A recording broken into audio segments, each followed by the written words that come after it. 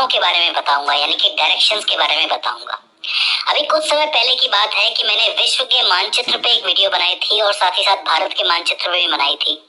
तो उन दोनों ही वीडियोस के बाद कई सारे स्टूडेंट्स को ये कंफ्यूजन आ गया था कि कौन सी दिशा में कौन सा राज्य है, कौन से जोन में कौन सा राज्य है। हम वर्ल्ड मैप पे देखते हैं तो कौन सी दिशा में कौन से देश हैं, कौन से पूर्वी हैं, कौन से पश्चिमी हैं, तो इसको लेके बहुत कंफ्यूजन हो गया था। तो आज की इस वीडियो में मैं आपको ये बताऊंगा कि कौन सी कंट्रीज को पश्चिमी देश कहा गया है, यानी कि वेस्टर्न कंट्रीज, कौन सी कंट्रीज को पूर्वी देश कहा गया है, यानी कि ईस्टर्न कंट्रीज। इसके अलावा भारतीय राज्यों को दिशा के आधार पर जोन्स में किस तरीके से बांटा गया है ये भी बताऊंगा और आसान से आसान भाषा में समझाने की कोशिश करूंगा। तो हम ज्यादा देर न करते हुए शुरू करते हैं। तो देखिए, सबसे पहले तो एक बात समझ लीजिए कि दिशाओं के कितने प्रकार होते हैं। तो देखो, दिशाएं 10 प्रकार की होती हैं। जी हाँ, 10 प्रकार की दिशाएं होती है। आपने 10 दिशाओं का वर्णन हिंदी में भी सुना होगा और उर्दू में भी सुना होगा, उर्दू में भी हुआ है इसके बारे में वर्णन। तो 10 दिशाएं होती हैं। कौन कौन सी? एक होती है पूर्व, जहाँ से सूरज निकलता है। एक होती है पश्चिम, एक उत्तर, एक दक्षिण। उत्तर और पूर्व के बीच में होती है उत्तर पूर्व। उत्तर और पश्चिम के बीच में होती है उत्तर पश्चिम। दक्षिण और पूर्व के बीच में होती है दक्षिण पूर्व और दक्षिण और पश्चिम के बीच में होती है दक्षिण पश्चिम। ये हो जाती हैं 8 दिशाएं।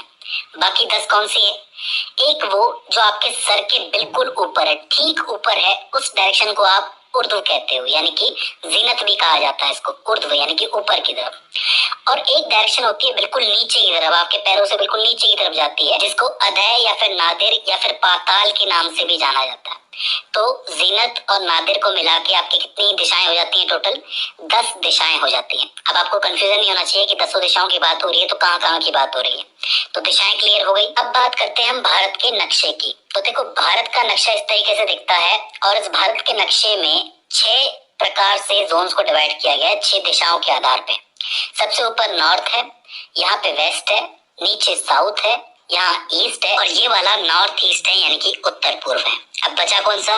मध्य वाला, उसको सेंट्रल जोन के नाम से जाना जाता है। अब बात करें हम उत्तरी जोन की यानी नॉर्थ जोन की कि इसमें कौन से राज्य आते हैं, कौन से केंद्रीय शासित प्रदेश आते हैं। तो देखो, इसमें जम्मू कश्मीर, लद्दाख, हिमाचल प्रदेश, पंजाब, हरियाणा, चंडीगढ़, दिल्ली और उत्तराखंड आते हैं। जिसमें से जम्मू कश्मीर, लद्दाख और चंडीगढ़ और साथ ही दिल्ली भी केंद्रीय शासित प्रदेश हैं, यानी कि यूनियन टेरिटरी हैं, और बाकी सारे क्या हैं?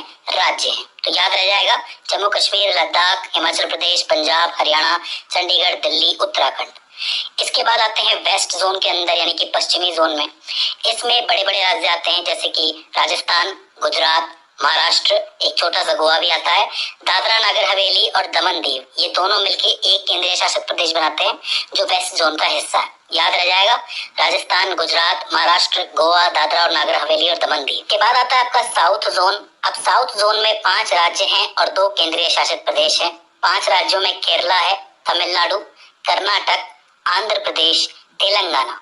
इसके अलावा पुदुचेरी और लक्षद्वीप भी आते हैं इसके अंदर, जो केंद्रीय शासित प्रदेश है, यूनियन टेरिटरी। तो इनको याद करना मुश्किल नहीं है, हालांकि मैं आपको भारत के मानचित्र में ये चीज पढ़ा चुका हूँ, लेकिन आपको क्लियर कर रहा हूँ कि कौन से जोन में क्या आता है। इसके बाद आता है आपका नॉर्थ ईस्ट। हम नॉर्थ ईस्ट चलते हैं। हाल ही की वीडियो में मैंने नॉर्थ ईस्ट का भूगोल शुरू किया है, आसाम के ऊपर वीडियो बनाई है। अगर आपने देखी है तो ठीक है, नहीं देखी तो प्लीज जाके देख लीजिए, काफी हेल्पफुल साबित रहेगी। तो देखो, नॉर्थ ईस्ट के अंदर वैसे गिने तो 7 राज्य जाते हैं, लेकिन है 8। 8वां राज्य कौन सा है अभी बताता हूँ। एक है आपका मेघालय, असम, अरुणाचल प्रदेश, नागालैंड, मणिपुर, मिजोरम, त्रिपुरा। और 8वां कौन सा है? सिक्किम है। जी हाँ, सिक्किम को भी नॉर्थ ईस्ट में ही गिना जाता है। इस तरफ फिलहाल कोई केंद्रीय शासित प्रदेश है नहीं, तो यहाँ पे सिर्फ राज्य ही राज्य हैं। इसमें 5वां जोन है वो पूर्वी जोन है, जिसमें बिहार, उड़ीसा, झारखंड, छत्तीसगढ़, पश्चिम बंगाल और अंडमान निकोबार आते हैं। याद रखिए, अंडमान निकोबार एक केंद्रीय शासित प्रदेश है। तो इस तरीके से ये पूर्व वाला हिस्सा आपका पूरा होता है। इसके अलावा आपका जो 6वां बचता है सेंट्रल जोन, इसके अंदर आता है मध्य में मध्य प्रदेश और साथ ही उत्तर प्रदेश। हाँ, मैं जानता हूँ कि उत्तर प्रदेश के नाम में ही उत्तर है तो उसको उत्तरी जोन में रखना चाहिए, लेकिन ये 2 राज्य जो है सेंटर में रखे गए, तो इसको आपको याद रखना है। तो अब आपको क्लियर हो गया कि भारत के नक्शे में कौन से जोन में कौन सा राज्य और कौन सा केंद्रीय शासित प्रदेश आता है। यहाँ तक कोई दिक्कत है? नहीं होनी चाहिए। अब चलते हैं हम विश्व के मानचित्र की तरफ, यानी कि वर्ल्ड मैप में। वर्ल्ड मैप में आपको दिखेगा कि बीच से आपकी भूमध्य रेखा गुजर रही है।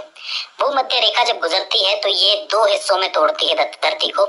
एक तो आपका उत्तरी हिस्सा हो जाता है उत्तरी गोलार्ध, एक आपका दक्षिणी गोलार्ध हो जाता है। वहीं से बीच से एक और लाइन आती है जिसको आप प्रधान मध्याय कहते हो। ठीक है, ये देशांतर रेखा है, ये इस तरीके से गुजरती है और ये दो हिस्सों में तोड़ती है। एक तरफ आपका पूर्वी गोलार्ध होता है और एक तरफ पश्चिमी गोलार्ध, मतलब कुल मिला के 4 हिस्से हो जाते हैं। एक तरफ ईस्ट, एक तरफ वेस्ट, एक तरफ नॉर्थ, एक तरफ साउथ। अब आप देखोगे कि हमारा भारत कहाँ है। हमारा भारत है इस पूर्वी हिस्से के अंदर। तो मतलब भारत के जितने भी आसपास के देश हैं वो सब पूर्वी देश कहलाएंगे, यानी कि ईस्टर्न कंट्रीज। वहीं यहाँ पे जो लाइन गुजर रही है ये लंदन से गुजर रही है। इसको आप लोग कहते हो ग्रीनविच रेखा। ग्रीनविच रेखा के पश्चिम की तरफ जितने भी देश पाए जाते हैं वो सब पश्चिमी देश कहलाते हैं, यानी कि वेस्टर्न कंट्रीज। अब देखो ये वाला हिस्सा जो है एशिया है और भारत जो है एशिया के भी दक्षिण में मौजूद है, यानी कि साउथ में मौजूद है। और पूरा एशिया किस तरफ है? पूरब की तरफ है। तो भारत को एशिया का कौन सा पार्ट कहेंगे? दक्षिण पूर्वी पार्ट कहेंगे। सिर्फ भारत को नहीं कहेंगे, भारत के साथ पाकिस्तान को कहेंगे, बांग्लादेश, श्रीलंका, नेपाल, म्यांमार, ये जितने भी देश जो हैं इस एरिया के अंदर आ जाते हैं वो सब दक्षिण पूर्वी एशिया के अंदर आते हैं। इस तरीके से आप दिशाओं का पता लगाते हो। तो आई होप आपको ये सब समझ में आया होगा। अगर आप एशिया के मैप के बारे में और जानना चाहते हैं तो एक वीडियो मैंने अलग से बना के रखी है, उसको आप जाके देख सकते हो, लिंक आपको डिस्क्रिप्शन में मिल जाएगा। तो दोस्तों आज की इस वीडियो के अंदर बस इतना ही।